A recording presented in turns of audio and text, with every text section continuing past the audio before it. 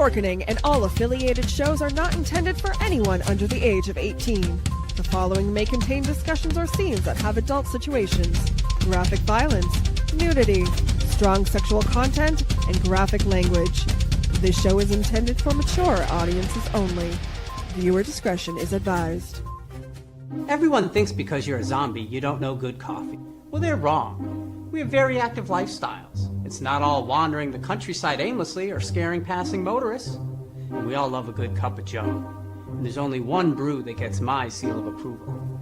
Deadly Grounds coffee is my guilty pleasure. Bold, robust, delicious.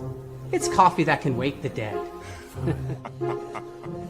With over a dozen different roasts and flavors, Deadly Grounds can satisfy the most finicky of coffee addicts.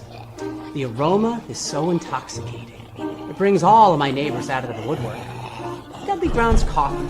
Coffee to die for and zombie approved.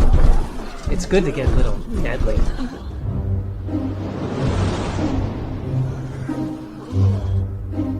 Use the front door! Oh, they're so disgusting.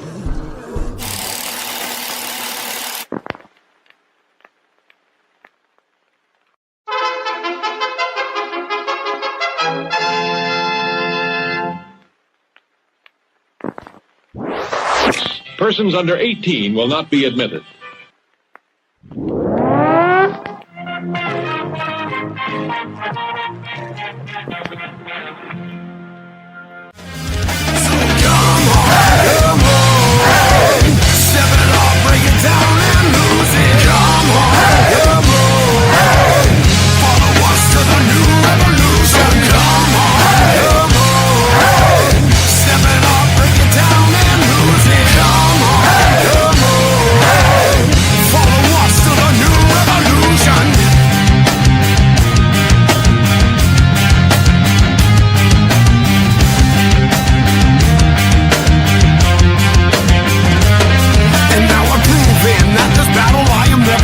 I'm choosing to ignore the cuts and bumps and bruises. I'm cruising through these haters, leave them looking stupid. They foolish if they think they'll ever hear my conclusion. I'm through with all these part-timers and their excuses. I'm bruising eagles left and right every time I do this. I'm shooting for the top, no I'll never settle where you did. The future's in my hands, my grip will never lose it. My crew is ready to obtain the absolution, removing any doubt that we was ever fooling.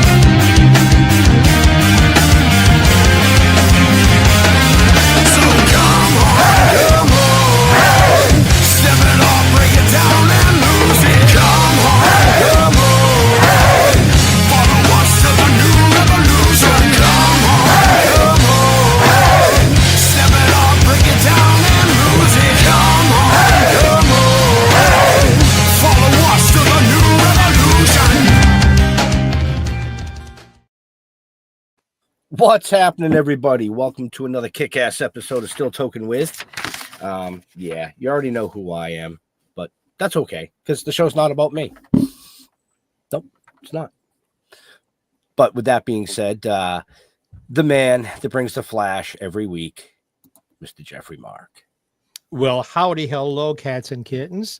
Yeah, hey, we're on a different day and time. Wow, that's so special for a very special reason and a very special guest. So we're going to be on twice this week. In fact, is this the first time we've been on twice in 1 week? Yes. Special. Well, happy Thanksgiving week. If you're watching us live and if you're watching us later, I hope it was good for you. And I just can't wait to get started. So let's make sure we bring in the other host, the voice in your head, the handsome guy from Massachusetts, Jeff Holman. See, I'm the handsome one. I thought I just said that. I could have sworn I heard my own voice. Well, that means Ben. That means Ben's not. This week. That's okay. I alternate. That's okay. It's late. I'm a little punchy. I apologize to everybody ahead of time. So this ought to be interesting. Right. It is Tuesday, right? Yeah, it's Tuesday. And then we'll be on again Friday. Yeah, I'll be on again Friday at 8:00, continuing this quick little series for a very special occasion. 4 shows in 3 weeks. 4 shows in 3 weeks. Yeah. Yeah. I'm going to shut the fuck up and bring in it's Rachel about time. Greenbush. Hi. There she is. Oh, I'm glad you decided to shut up. Yeah, well, you know.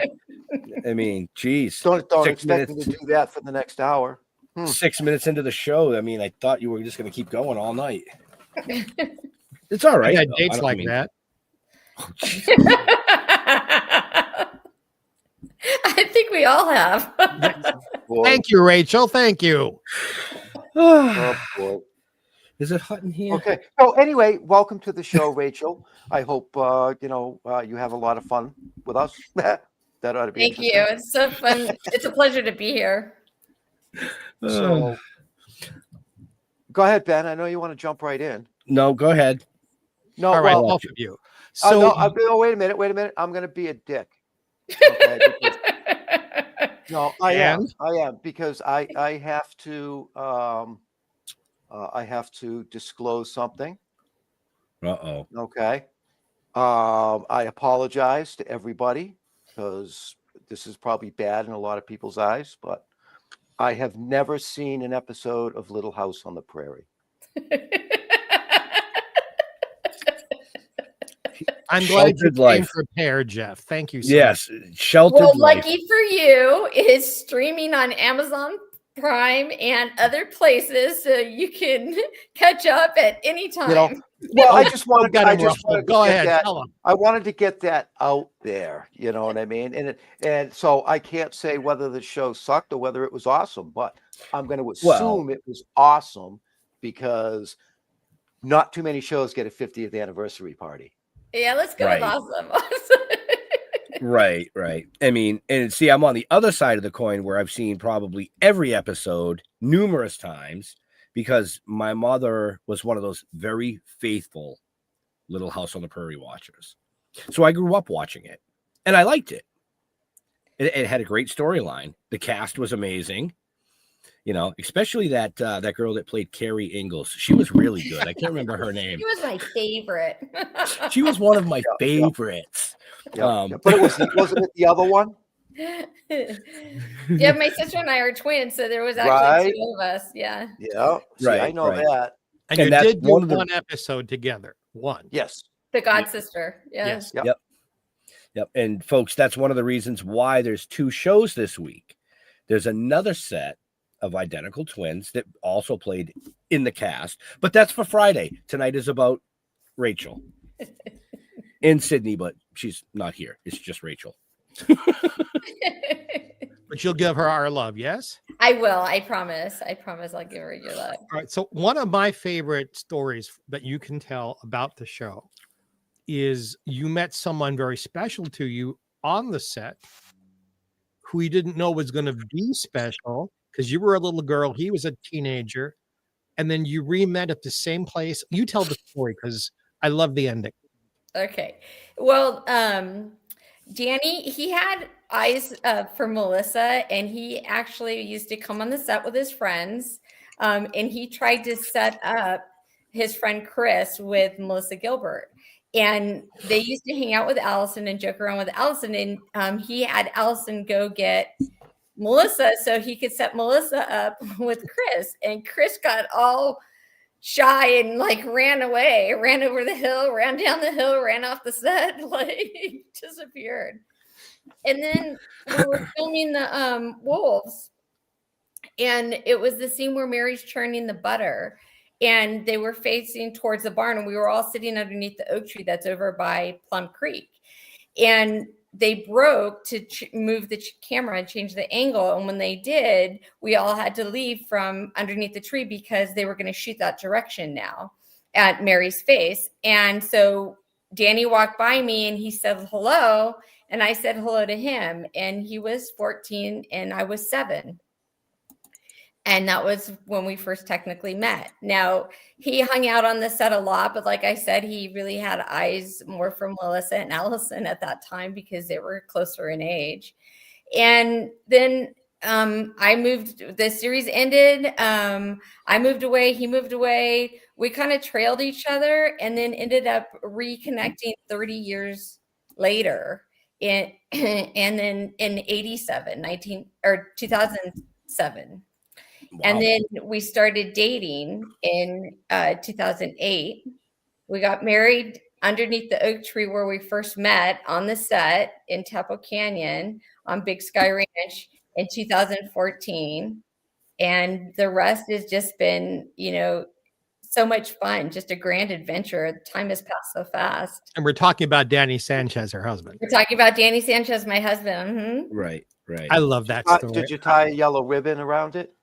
No, we didn't do that, but we did stand on the rock. Somebody posted a picture of the rock that's there, and our friend who married us stood on that rock as a preacher and married us right by Plum Creek. That's cool. Wow. And just to complete the story, Rachel, where do you live right now? At Simi Valley. Yeah. And like how many feet away from that tree do you actually live almost? Within miles. Yeah. Because it feels like home. Why wouldn't it if you got married there? It did. When I moved back to Simi in 2000, I had lived a lot of different places trying to figure where I fit in. Where was my corner of the sky? So I moved around a lot. I was in Arizona. I tried out Arkansas. I lived in New Mexico. But when I moved back to Simi Valley, it instantly felt like home. And that was before Danny and I reconnected. But something told me, I just knew this is where I was supposed to be. And it's always felt like home. Excellent. I have a question for you. Is there any way that anybody can tell if they watch the episodes which one of you two is actually in that episode? Yes. So my sister's features are a little bit finer, and her cheeks and her nose. And so when we're little, I was a little bit chubbier and rounder faced. So when you look at us, you can tell, mostly I tell by the nose, because Robyn has a really like kind of petite, finer features than I do. Her face is more oval and my face is more round. And I'm a little broader in the shoulders and she's a little taller than me. So those are kind of all the physicalities. And then as we get older, Robyn had a gap in her teeth. She had a space between her two front teeth, and I didn't. But she was still continued to be like a little finer featured than I am. It's interesting because like Bewitched, our friend, everybody's friend, Erin Murphy, Carrie? that she and her sister Diane would trade off when they were very little. But if you were in a room with them now, like I have been, they look, I mean, you can barely tell they're even sisters, never mind twins.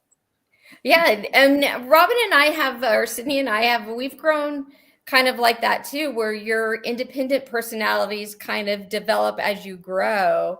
And so for me, probably because I am a twin, when I look to tell other twins apart, usually I look at the way they carry themselves, their physical nature. And then you can usually tell them apart, whether, one's stronger or softer, just the way they carry themselves. Mm-hmm. Good point. Do you get tired of telling the story of how you came to the show? No, I think it's a great story. Well, so we know your father, Billy, is a very famous actor who did wonderful films. And so you're second generation, or is there more behind that? No, I'm second generation. Yeah, my dad, he was born in Montgomery, Alabama, and his mom used to take him to the movie theater to see the Westerns, and he wanted to be, a cowboy like Roy Rogers. And so he left Alabama, and they moved out to Garden Grove, and he went to Garden Grove College and stuff like that, studying acting. And then he felt like he had learned all that he could learn from the college. And so he went to New York and studied in New York in theater and stuff like that. And then came back to LA. And when he was here in LA, he started to really get some good roles, like 5 Easy Pieces and Alice Doesn't Live Here Anymore. And he had done Gunsmoke and Bonanza and was really coming up. And he was had an agent. He was talking to a friend of his. Milt Cogan was a doctor, but he really wanted to be an actor. And so Milt had asked my father if he thought, he would be good at acting, if they would be interested in him. And my dad told him, yeah, I think you have a great face. You'd be a great character actor. I think you'd be really good at it. If you want, I can set up an interview for you to read for my agent and see if she'll take you on. If you want. And Milt said, yeah, that'd be great. Would you do that? And so my dad did. He talked to his agent and set up an appointment. Well, Milt went to the appointment and was in the waiting room waiting to read for the agent to see if they would take him on and send him on interviews. And when he was there, a phone call came in to the receptionist, and she kind of argued. She was like, but I have this, but, and then she got off the phone. And she was kind of frustrated. She looked at Milt and she's like, they're casting this movie, but they want twins, but I have the perfect little girl for them, but they're insisting that they want twins. And he goes, what age? And she goes, like, between 2 and 3 years old. And he said, well, Billy Greenbush has twin daughters that age. He's in this office. You might give him a call and see if he's interested in it. And so she's like, oh, that's great. Thank you. And she did. And my mom answered the phone, and they asked her if she wanted to bring us in on the interview. And she did. So she brought us in, and we met Joe Sargent, and Joe Sargent cast us in the role of Sunshine. Mm-hmm. And Sunshine was also based on a true story. And then Michael saw that, and Michael had us come in and read for Little House on the Prairie. Well, it wasn't really a read because, at 3 years old, you can't really read, but he took us in. My mom curled our hair, made us all cute, and took us to the interview to meet Michael. And then he said, oh, no, their hair's all wrong. Do you always curl it? Because he wanted it to be all straight. And she's like, no. So she pulled it down, and then he said, well, can I take them in the room? And she said, yes. And so we went in the room with Michael, and I'm sure he wanted to see how workable we were, if we would like sit on his lap and interact with him and not be afraid to be away from our mother and stuff like that. And then he really could work with us. And so then he hired us to do Little House on the Prairie. And my brother is 2 years older than me. And my mom said when he was 2 years old, he was all go, go, go, go, go. So she was trying to take care of twin daughters and my brother, who was 2 at the time. So anytime anybody ever said that Robyn and I or Sidney and I were cute, she would toss us at them and say, yeah, you want to hold them? Yeah, you want to hold them? Here. Like that. So it ended up working out in the end because we weren't afraid to be held by strangers. So when Michael wanted to take us away from our mom, we were like, okay, here we go. Whatever. Cool. We didn't cry. And so that enabled him to be able to put us in front of the camera and work with us. Oh, so how did they decide which one of the two of you they were going to use for certain scenes? If one was being nasty and just being a little bitch, then they use the other one? Yes. Yeah. They'd be like, you're out of here. Bring the other one. Yeah, absolutely. Yeah. They would do that. If one was a grump, yeah, they're like, get the other one. We were replaceable and interchangeable in every sense. Did that bother the two of you? Was there ever like any friction? Like, oh, what about me? My turn.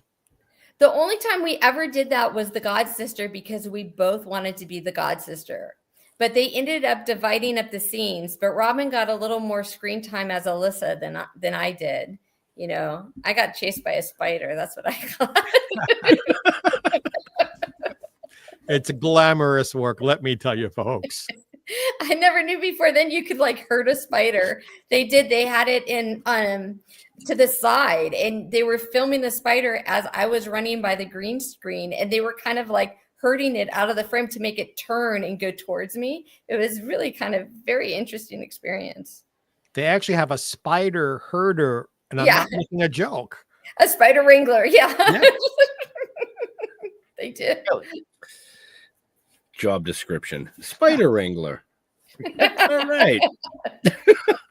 Who are you close to on the set? We were really close to Melissa, because when we first started the show, we weren't in school. And so they kind of made like a little preschool in our dressing room with books and puzzles and stuff like that. And Melissa would come and read books to us when she wasn't in school or on the set or during her lunch. And you can see in the early years, a lot of times she reaches down and she grabs my hand. She was always like really sweet and looking out for us all the time.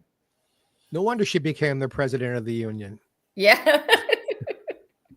She held a lot of our hands and made things better. Right. So, folks, what we want to tell you is 50th anniversary, 50 years. There's a reunion coming up in December, Simi Valley, California, December 12th through the 14th, where you can meet a ton of the cast. I actually have a picture I'm going to throw up real quick here, but this is just some of the cast members that'll be there and some that you'll see on the shows over the next few weeks. Check the show notes up above or down below, depending on where you're watching or listening to us. All the information for tickets and everything else is there, including Rachel's information. You know, home phone. No, I'm just kidding. Home phone, private email. No. Her husband Never. would not smile at that at all. Oh, no. He wouldn't. all our agents and PR firms that work with us know that would never happen. So it will be really fun. It's really kind of Christmas themed for the holidays. Santa's going to be there. There's going to be a tree decorating. I heard that there was going to be some live music. Karen's going to do a presentation. I'm going to do a presentation. Allison and Dean are both doing presentations on different days where you can ask them questions and hear stories about Little House on the Prairie. And then, of course, there's meet and greets. There's a dinner the first night, which is an exclusive. You have to buy tickets to that. But it's going to be a really good, real lot of fun because of the holidays. And it's all based around Christmas. right. Which is perfect for that show. Yeah. Yeah. Oh, yeah. Yep. Christmas at Plum Creek is one of my favorite episodes to this day. Jeff, you'll have to go watch it because you're missing out on that one. That's really good. I'm gonna have. I'll pick what I think would be an interesting one for me to get me started. I know there's 180, 190 episodes. The pilot's a great one to start. It's one of the best.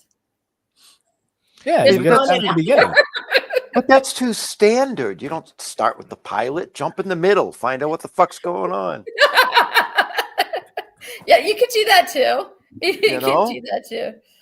I've always found it interesting that Little House is this bastion of Christian Americana of a certain era, and it's very specific, and yet the people in charge of it were Jewish. Yeah. And, I've always found that fascinating. It's that, because those of you who don't know, Michael Landon was Jewish. And, being a Jewish boy myself, I'd watch the show or other things produced by Michael and go, he's got this down pat. How did he figure this out? I don't know how he figured it out, but when we would be singing in church, sometimes there would be a break between shots, and he'd look at Melissa a lot. He'd go, "How come the two Jews are the only ones that know all the words to the songs?"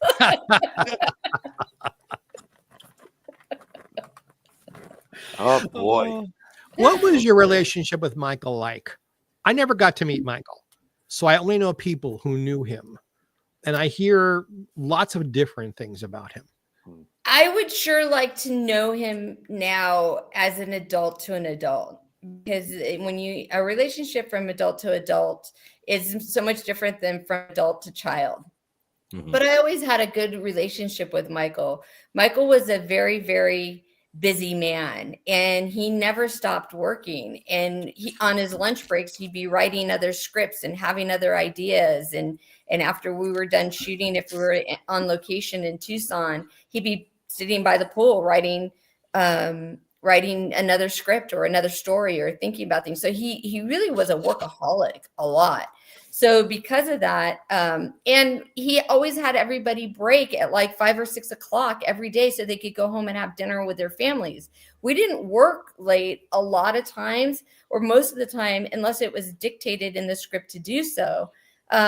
So like time was money. He hustled. He got everything done, everything wrapped up so that people could go home and be with their families. So the demands on him were so strong. I didn't really get to have a super interpersonal relationship with him, but I always had a really good one. And he just loved to make us kids laugh. He expected you to know your lines, be ready, know the story, and not hold up production. But at the same time, we used to catch frogs in Plum Creek because it was a recirculating pump. So when we weren't using the circulating pump, the water would just sit in it, and the frogs loved to be in there. And so we would go catch frogs, and we would take them to Michael, and he would put them in his mouth, and he would walk up to people and let the frog jump out. And as kids, we would just howl with laughter and think that was so funny. Or you would be doing a scene, like a dinner scene, and I'd be sitting next to Melissa Gilbert, and it would be a 2-shot, like on her and I, right? And she would be giving her lines, and Michael would be off camera to the side so that she could talk to him and do her lines. And he would know that he already got the shot that he wanted, but he wouldn't say like print or anything like that. He just let, Melissa keep stumbling and improvising and trying to carry the, and pretty soon he'd pick up like peas or carrots and he'd start like flicking them at us and throwing them at us. And I'm looking up at Melissa like, what do I do? What do I do? Like trying to follow her lead. And finally he just bust out laughing, and then Melissa would too. And then I'd be like, oh, okay, we're just kidding. Like he was always playing jokes. So there was a time to work, but he kept this set lighthearted. All right. You've mentioned all the demands on him. What were the demands on you and your sister like on the set? I've known like every child actor since Rosemary, so I've heard these stories generationally from kid actors. So kid actor to kid actor, what was it like for you being small and you are working? What was that like for you? I was born into it, so I really thought it was just something everybody did. I was in school with like Keith Mitchell. Well, he's Keith Coogan, Jackie Coogan's grandson. We went to school together. So, and the Rondell family who does stunts, and the Charlie Sheen was just so many years ahead of me in school. We were still hearing all his rumors from what he did in Malibu, and it was just something I thought everybody did. So I really didn't think of it as being demanding, other than sometimes when your time was not your own and you wanted, maybe your friend was having a birthday party and you got to go promote the show kind of thing. So, but I didn't have as many demands on me as, Melissa Gilbert or Melissa Sue, who had way more lines and screen time. But, you have to be there and be set ready at 8 a.m. in your costume and everything.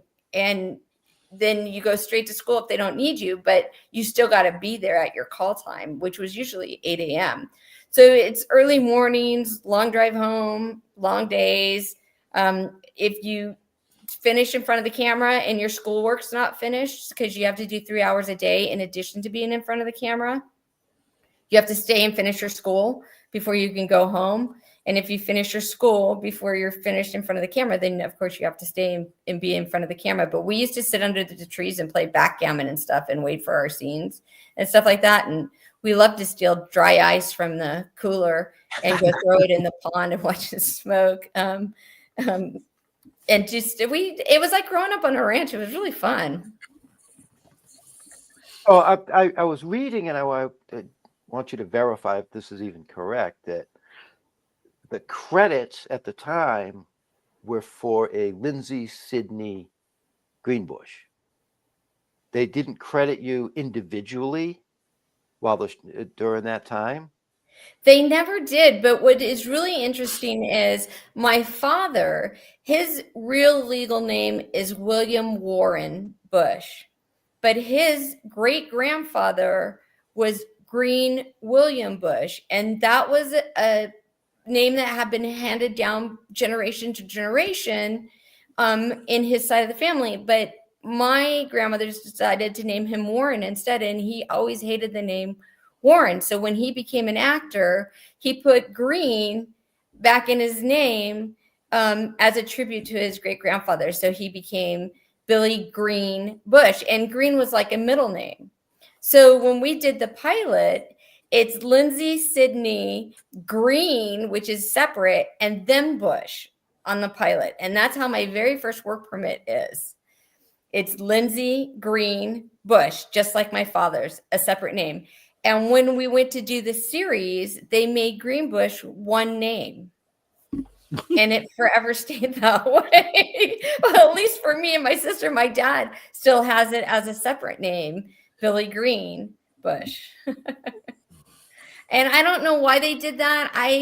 Maybe they had a limited amount of characters and they had to take the space out, but they never used an and either. So I still have people to this day that don't know that the Carrie was played by twins, that there was twin girls. Well, now they do, because that's part of the show. Yeah. It's very common because of child labor laws. So children working in the entertainment industry are exempt from federal labor laws. And it is up to each and every state to pass laws that protect the children living or working in the entertainment industry. And that's why a lot of shows go outside of California to states that don't have protective laws for children, because then they can get away with a lot more. But California was one of the first. So when I was young, they did have laws. So children working in the entertainment industry that were as young as I was can only work 4 hours a day. So what they do is they call the first twin in at 8, and they work their 4 hours if needed, 4 hours. And then they cut for lunch, and then they bring the second one in after lunch, and they can still get a full day shoot using 2 girls. And that's why they do that. Makes but sense. Really, nobody's watching. And if one twin wakes up grumpy for the nap, they'll use the first twin again. If one twin has a cold, they'll use the second twin all day long. So it's otherwise, you know. What are they going to say? They're going to go, "Oh, gee, I'm sorry. I mixed them up. I thought it was another twin." I thought it was Lindsay. No, I'm sorry. My bad. And I think for children under 18 months, it's even more restrictive because they don't want the harsh lights in little babies' eyes. Correct. So you are correct. It's another reason why they would use twins, because you can only keep the child, I think, for 10 minutes under the lights, and they must be taken away. So, right. You're absolutely right. That's correct. Yeah. There was no such law on the stage in New York. Trust me. I've worked 12-hour days, and I was underage, and nobody cared. Oh, well, they do have laws now, so they've gotten better. Rachel, that was a very, very long time ago. Yeah. Now we need labor laws for the adult Watch it. over 50 club. Over 50 club. Okay. I'll go with the over 50 club, because then I can put myself in there. I won't get beat up by 2. As long as you're being inclusive, I will back off. Jeff and Jeffrey would be chasing me with their damn walkers. I'm the oldest citizen in this group, so the age things always come my way. Yeah. Yeah.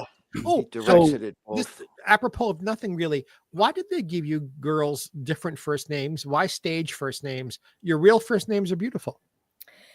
All our friends called us Rachel and Robyn. So our names are Rachel, Lindsay, Rene. I guess my mom really couldn't settle on names. So it's Rachel, Lindsay, Rene, and Sidney, Robyn, Danae. But I guess because of the twin thing, we grew up being called Rachel and Robyn. So a lot of times I refer to my sister Sidney as Robyn, because that's what we've always called her.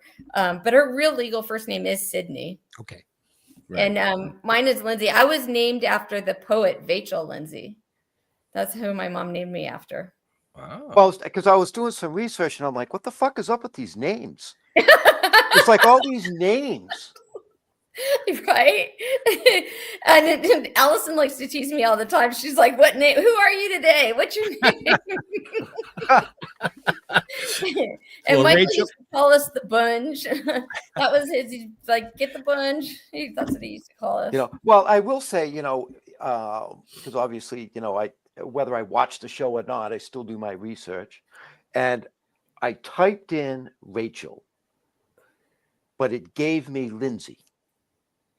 Yep. Yeah, I don't know why my mom chose to use my middle name for the show. Maybe because it rhymed with Sydney better, Lindsay and Sydney, rather than Rachel and Sydney. I'm not sure why she made that decision. Interesting. So, right. I'm like, okay, well, what's she going to put on the screen as her name? There you have it. When I started working after Little House, I really wanted to incorporate my first name into, I didn't want to get rid of Greenbush because of my father. It was already so established and so many people knew him, and we had Little House and Sunshine already and done commercials and all that kind of stuff. So I didn't want to lose the Greenbush, but I did want to start going by my first name. So when I did Matt Houston after Little House, I had them bill it as Rachel Greenbush and started to try and incorporate my first name in there. Right. Excellent. I was actually going to lead into that because you guys broke away from Little House and then you started doing commercials, Double Mint Gum, Mattel Toys, Kentucky Fried Chicken. I mean, like, these are big named commercials, but then you guys both decided to call it quits and go back to school. Was there a specific reason for that, or just enough was enough? Well, we really got into horses. We loved horses, and we would ride horses every day after school. But, like I said earlier, I was trying to find out, do I want to be an actor? I was born into my father's career. Mm-hmm. Is that something I want to do? Do I want to continue this? Who am I? Well, what's my thing in life? But I ended up, when I was 13, really, really wanting to ride for the U.S. Olympic equestrian team doing show jumping. And so I started training a lot for that. And I started cleaning stalls and riding, exercising other people's horses in exchange for lessons and stuff like that. So that kind of really shifted in middle school and on into high school. And that was more of my focus. And I felt like that resonated with me more. I really was good with horses and good at riding them. Oh, nice. So you've mentioned a couple of times during this interview that you really wanted to try to find out who you were, where you fit, and things like that. So I'm assuming that you have found that.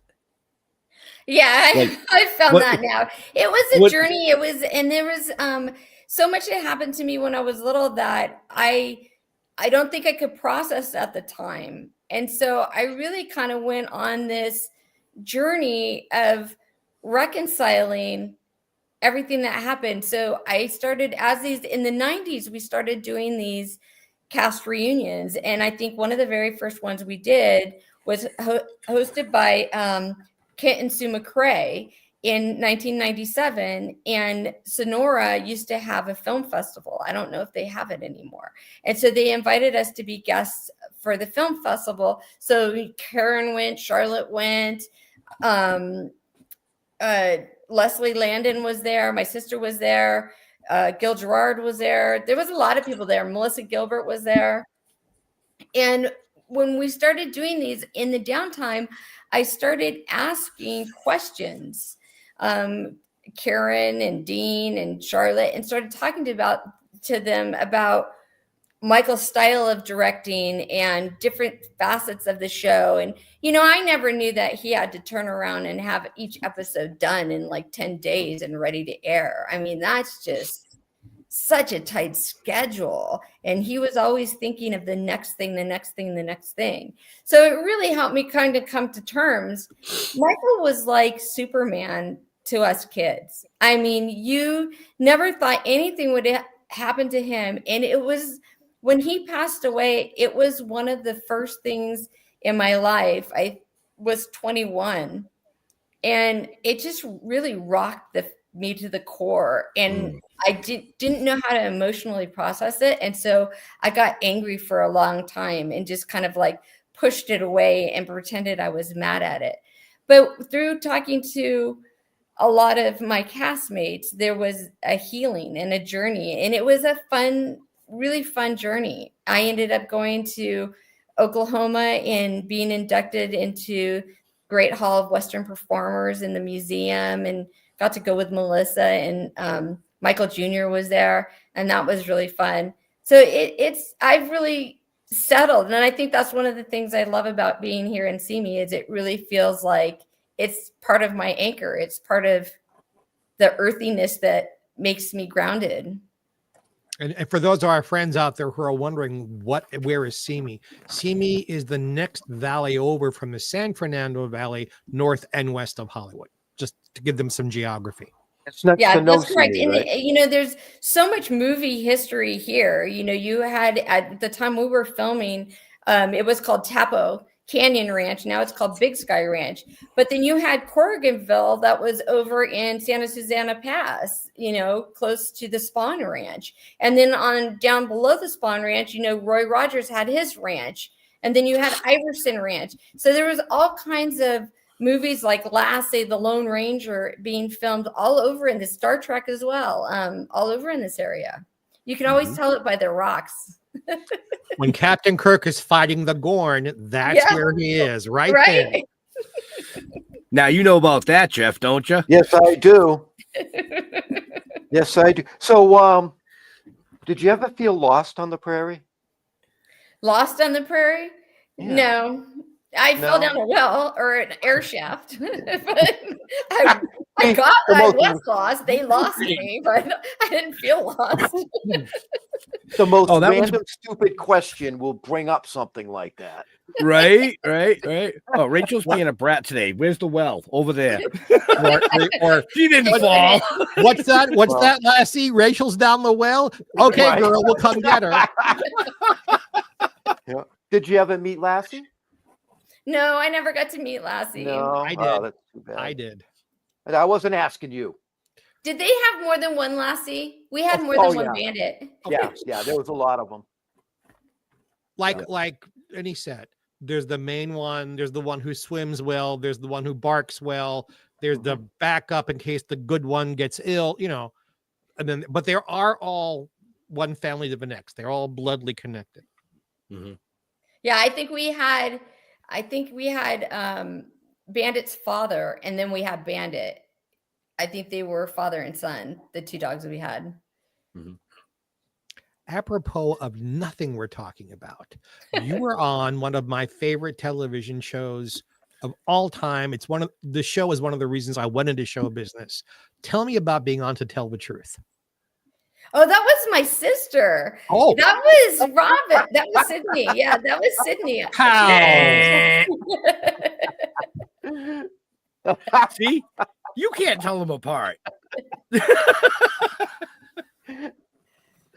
Don't worry. Sorry about that, folks. It's okay. I mean, you can do your research, but I don't think I've ever read one article that was 100% correct. No. They always mix this up in some regard, so it's okay. It's on your IMDb, young lady. That's why. Is it? I got it from. Yeah, that's where I got it. What's funny is I've asked them. So I don't pay for the service. It used to be free. Now you're supposed to pay for it, but they hold it against me because I don't choose to pay for it. So when I contact them and I say, this needs to be changed because there's some things in there that just aren't true, they treat me like I'm a criminal pretending I'm being me. And I'm like, really, let's get real here. If I was going to pretend I was a celebrity, it would be somebody bigger than Carrie. I'm just saying, But you know what? Carrie's an icon because the show is an icon. That's why there's this big 50th anniversary publicity about it. People just love this show. People like Jeff who have never seen the show but have maybe caught the opening, they'll say, "Who's Carrie? Which one is Carrie?" And you can always say the little girl that falls down the hill in the beginning, and they immediately go, "Oh, I know who you're talking about." So Okay, forever will be I what do know defines more. Carrie. Yeah. I do know more about the show than you may realize, because during that time, everybody talked about it. I knew who all the characters were. I just never personally watched it. But everybody was, my wife watched it when she was growing up. Well, I You have know to what I say, mean? because Laura was the main character, that it really did resonate stronger with girls that could identify with Laura's age and everything. So I will say that some boys really do love it too. I think it's like kind of the adventures that she goes on, the morals of the story and stuff like that. But it does have a bigger following with girls. Well, it's a beautifully made show.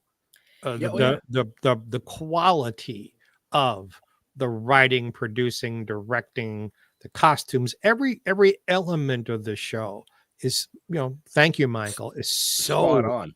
Yeah. It's I was a grown man when the show came out. I was working off Broadway when the show came out, and people would talk backstage about it. It was really ahead of its time. Mr. Edwards, Victor French, he had his own theme song, right? It's like it wasn't very common, but Michael was so ahead of his time in so many ways, setting the tone with music and stuff like that. He really did a wonderful job and was way ahead of his time.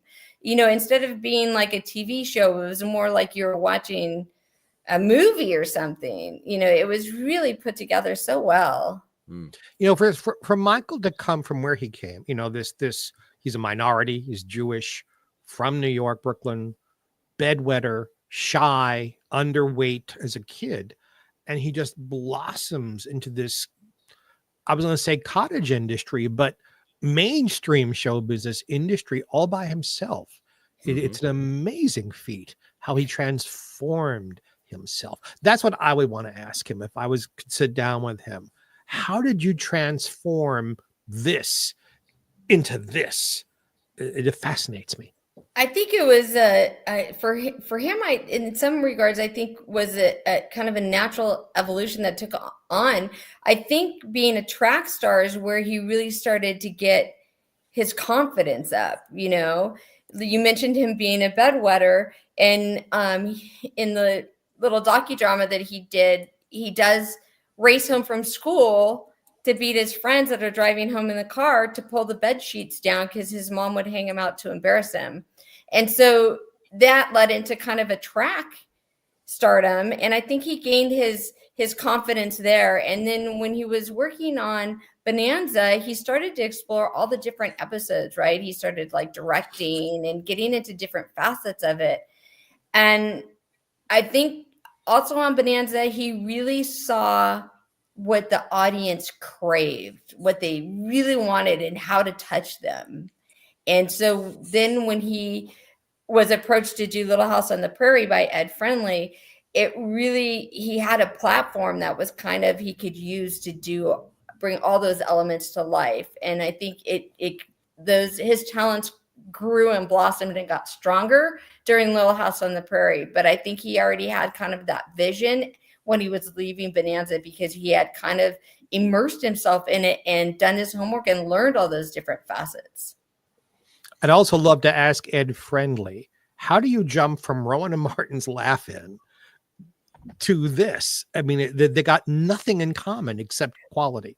Well, I read an article. It was really his granddaughter put an article out doing a little story about Ed. And I was like so shocked, but loved reading that was the first thing that he produced on his own was Laugh-In, because I loved Laugh-In when I was young. But his daughter used to read the books, and she would love the books so much. And she was sick in her room, and I think he had to fly to New York. And he went in her room to say goodbye to her. and he asked if there was anything that he could get her while he was gone when he comes back. And she said, oh yeah, the new Little House on the Prairie book is coming out. Will you get me the book when you come back? And he said, yes. And he goes, are you reading that book again? And she said, yes. And he said, but you've read it so many times. And she's like, but I just love these books. So then he said goodbye to his daughter and they left the room. And his wife said, you know, you really should do something with these books. You really should do something with these books. The children just love them, and it can be something. So she encouraged him. So he took one of his daughter's books on the plane with him, and he hid it in a magazine because he didn't want anybody to see him reading a children's book on the plane. So he's like this. So when he was reading the book on the plane, he really started to understand why the children loved these books so much. So when he got on the ground, I think he called his lawyer and asked his lawyer to get the rights, to buy the rights to the books. And supposedly he just barely beat Walt Disney to having because Walt Disney was trying to get him too. Oh, and thank God he beat him. Barely beat Walt Disney at earning the rights to the House on the Prairie. I mean, Walt Disney, the person, was dead. You're talking about the company. Yeah. Yeah, I guess so. Yeah, that would be the company. Yeah, because Walt was dead. So, God only knows what they would have done to that. All right. I had 17 punchlines. I can't say any of them out loud. No. There'll be a lot of phone calls if you did. Yes, there would. Yes, there would. Yes, there would. Another thing. Go ahead, Jeff. I'm sorry. No, that's right. This is probably a question you've gotten 1,000 times, but I'm curious, mainly because I want to watch my first episode, and it won't be the pilot. What is your favorite episode? You know, it's really, really hard for me to pick just one because there are so many really good ones. Give me two. Christmas at Plum Creek and Ma's Holiday are two of my very favorites. Okay, so the holiday ones, two of the holiday ones. Okay. Well, Ma's Holiday is not actually based around the holidays. Ma's Holiday is because Ma goes on holiday, and Mr. Edwards babysits the girl. Isn't that a British thing? Go on holiday? Yeah. Go on holiday. Isn't it a vacation? Yes, so Ma Pa takes Ma on vacation to give her a break, and we get babysat by Mr. Edwards. Oh my, I can't. Hey, I warned everybody at the beginning of the show. It's just And you fulfilled literally every promise, Jeff. Just pick an episode and watch it, and you'll be like, oh, and then you'll actually go, oh, now I know why they called her Nasty Nelly. We had Allison on not too long ago, and Dean. That was going to be my next question. Yeah, you got Michael being this standard bearer of quality and excellence, and go. And then, Melissa becomes the president of the union. And Allison is like a force of nature. I've been friends with Allison for 20 years. The woman is everywhere. She's a huge star in French. She speaks perfect French. In fact, when we go to places together, if you want to gossip, we talk in French to each other under our breaths, so no one understands what we're saying. But do you think all of you, Dean is a friend, you've done so well. I don't just mean you become famous or made money, but as persons, all of you seem to have done really well. Is it Michael's influence of excellence, or is it just coincidence? I think, I can't say that Michael didn't have an influence on each and every one of us, because there was accountability on the set. You were accountable. But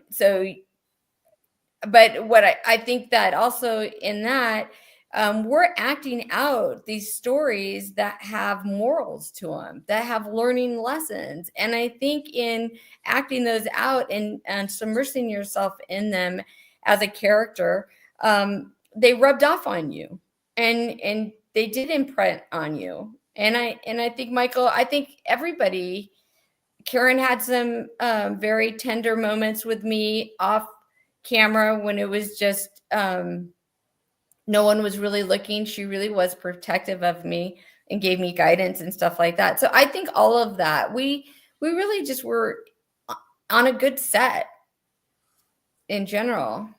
But I think because you couldn't just get away with things. You had to be accountable. And so there was consequences, if you weren't doing what you were supposed to do, or if you were ruining production or holding up production, because now you're costing them money. So I think all those things, we had to be very grown up at a young age. Good answer. Yeah, it was. I mean, the cast alone. You were going to say something? Did I cut you off? I was looking at the dates, 74 to 82. Yeah. Is how long Little House ran, right? So you were talking about age and this, that, and the other. And I mean, during that time, I was 11 to 18.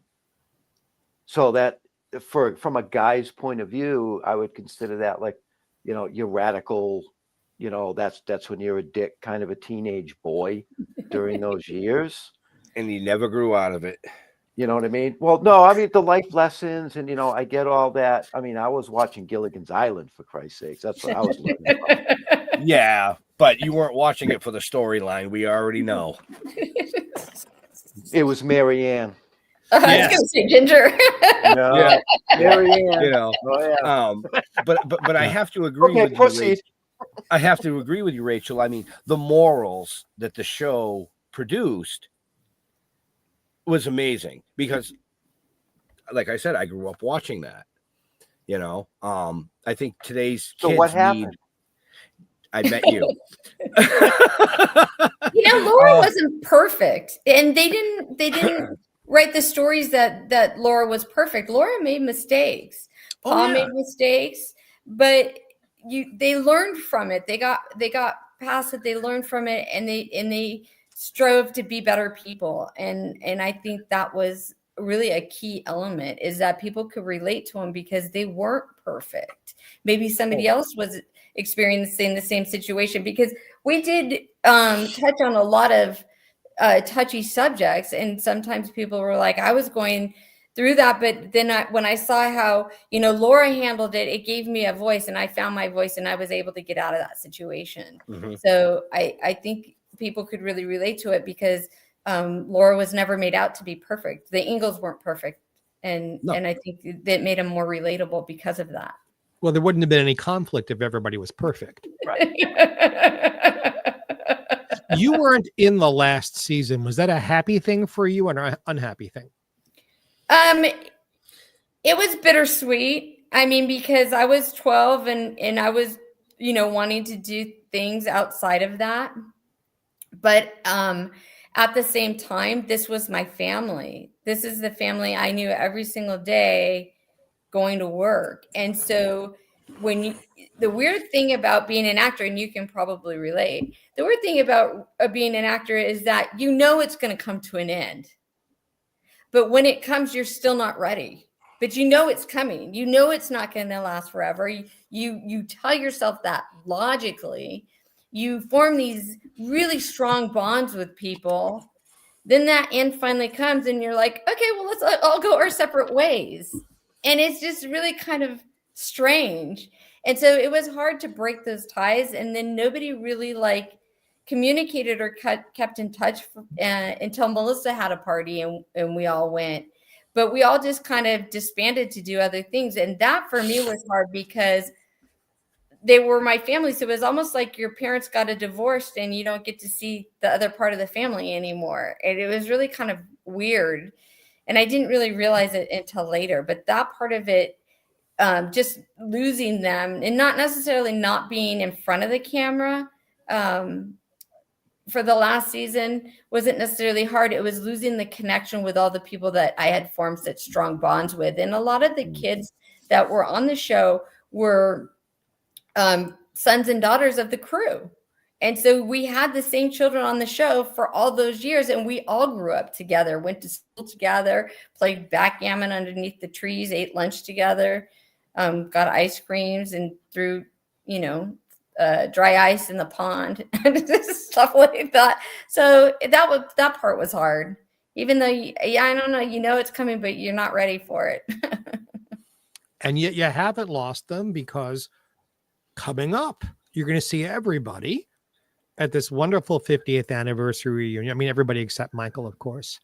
Does it feel like 50 years to you, or are you too young to like get what 50 years is?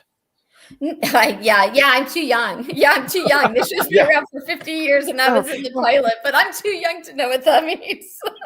That's the great thing, is that we're all so connected that, I may not see them for a couple months because they're doing other reunions that I'm not going to, or something like that. But when we step in the same room together, it's like we haven't lost any time at all. And the love for one another and the camaraderie is all just comes flooding back. Like it never ended. Like there's been no time away. That's just wonderful. Right. So we are getting close to time. So, Mr. Marks, any last questions for this amazing guest before we let her return to her real life? Good heavens. Oh, that was a hard question. No. Narrowing it down. Narrowing it down to one was the problem. Tell your dad I said hello, first of all. I will. Please do. And do you miss performing at all? I do. I was in the Vagina Monologues with Allison twice. We didn't perform together, but we were on the same night, and that was really fun. And I don't have a lot of theater experience, so it was fun to perform in front of a live audience. That was really fun. I think now I would be a better actress than when I was young, because I have more life experience that I could draw from, and I think I could layer a character better and get more in depth with it. But I do. There's a part of me that does miss performing.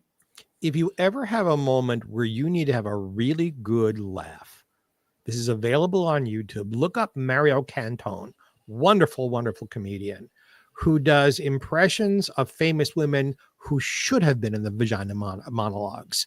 And he does Betty Davis and Katharine Hepburn and Barbara Streisand doing lines from the and you'll cry, you'll laugh so hard.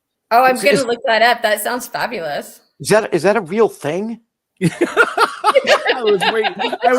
Crying or vaginas? Which one are you asking about? When she said it, his face went, what? I'm sorry, but sometimes women talk enough. I don't need their vaginas monologue. The fuck is that? Holy shit. Well, maybe if you listen to a vagina, you could spend some extra time with one. Okay. Mr. Holman. Yeah. Before our guest passes out from laughter. Okay. All right. My last question. What is your favorite flower and why?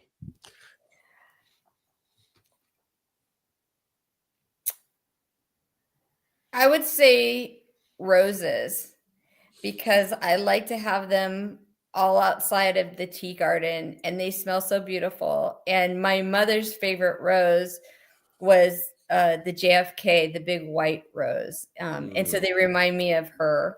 And I have some ones outside that are called Welcome Home, and they're bright yellow and they just make me feel warm. And I love to cut them and bring them in the house and enjoy them. You know, asshole out there was expecting that question, were they? No. I wasn't expecting that question. I was like, what is he going to pull out of his ass tonight? Really? Like, he has asked some really strange questions at the end, like, ferrets or squirrels? It's like, what?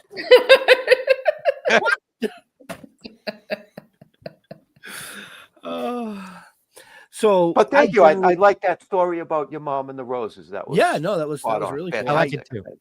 Yeah, I actually have a welcome home outside. Oh, do you? that my grandmother planted. This I bought my grandparents' house when they passed. That she planted. It still blooms. It's actually the mat he sleeps on when his wife throws him out. It's a little thorny.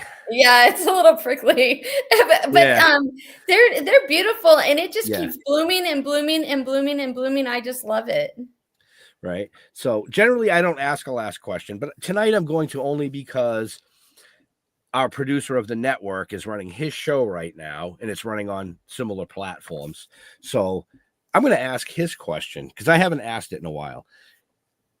Tell us something that you geek out about. Like, you mentioned that you liked horses, but is there something that not a lot of people know about you? Like, you have a shoe fetish collection or something. What do you geek out about? Star Wars. Oh, nice. Wow. Star Wars premiered on my birthday in 1977. And I can remember just what a huge deal it was. We all waited in line in Westwood to go see it. And it was just so different than any movie that had come before it. Mm-hmm. So, yeah, I love Star Wars. Rachel, when next we connect on any platform or in person, remind me, and I'll tell you the story of watching one of the episodes with George Lucas. Okay. Oh, wow. Okay. That sounds like a phenomenal story. I won't ask if you own a glow stick. Only if I rub it enough. Then it becomes a lightsaber. Oh God. All right. Enough about that. Rachel, where do you like interacting with your fans and family, friends on the socials? Mostly on Facebook. I used to be on Twitter, but I'm not on it anymore. I'm mostly just on Facebook now. Okay. And folks, remember, check the show notes up above or down below, depending on where you're watching or listening to us. That information is there, along with the information for the upcoming final 50th reunion. Simi Valley. Damn, I can't talk tonight. All right. Mr. Jeffrey Mark. Yes, sir. You know the question. I know the question. Jeffrey Mark, I just spelled right below my chin over there. If you're just only listening, GeoffreyMark on Facebook, Jeffrey Mark Showbiz, all one word, on Instagram, at Jeffrey Mark LinkedIn. And if you like what we're doing here, I have another show that Ben produces and Jeff sprinkles his love all over. GPE, Jeffrey Mark Presents. Jeffrey Mark Plays Ella. Every week we play the music of the great Ella Fitzgerald on a theme, and I tell you all kinds of insider stories about how the music was made, why it's important, and hopefully you can come and on these very same platforms and channels, come and enjoy that. So that's my commercial, Mr. Jeff Holman. Oh, we're doing commercials? Cool. Yeah. Oh, okay. Yours is a comedy. Yeah, just go to stilltoking.com. You look us up on YouTube. Go to the YouTube channel, subscribe to that. Still Toking Productions. You'll also find it that way. Okay. Yeah. So you'll find it either way because I've checked that out. Toking with the Dead on Facebook. You can Google Jeff all you want. Good luck finding me. You'll probably find the other one, even though you spell it with a J. A G? A G. Did I say J? G? You did. Yeah, you did. This is very late for him. He should be in bed by now. No, that's me. Well, no, it's good. No, I'm doing good. But I also wanted to mention we've been very, very busy as of late. The comic is ready. I have all the pages are put together. I'm just waiting on a couple of final things. So we can get that sent off to the printer. That's issue 6. Question. That's what we call it. Question. Or maybe question. And I've got nothing to do with it, but where do you guys see this? There's the cover. There's the cover of issue 6. Yeah. Very proud of it. It's been a lot of work. Ben writes, I fix it. and shout out to Dal for the artwork. Fantastic. Absolutely. So why did I do that? Wrong button. See, I hit the wrong button. I don't go full screen. I never go full screen. We want to thank Rachel for taking time out of her busy schedule to hang out and just laugh and tell some stories. I mean, I hope everybody enjoyed it. I did. I mean, thank you for having me. It's been a true delight. Thank you. We enjoyed it immensely. Yes. It's just it's so fun to hear these stories, you know. But like I said before, folks, this is the first show of 4 over the next 3 weeks where we're celebrating the 50th anniversary of Little House on the Prairie with various cast members. So, you know, tune in if it's your thing. If it's not, tune in anyway. Yeah, tune in anyway. What the hell? What's wrong with you people? Maybe you'll learn something like me that's never seen one. I guarantee we will make you laugh one way or the other. Tune in. Yeah. And on some nights, Jeff will make you spit, and I won't tell you which one or how. So with that being said, I never spit. I wasn't going there. Oh, where's the buttons? To all our veterans and first responders, we want to thank you for doing what you do so people like us can do what we do. Stay safe. We'll see you Friday at 8 p.m. This Friday at 8 p.m. Make sure you watch because the show's not on Wednesday night for the next 2 weeks. Yeah, so we're out of here. Bye. Have a happy. Peace. So come on.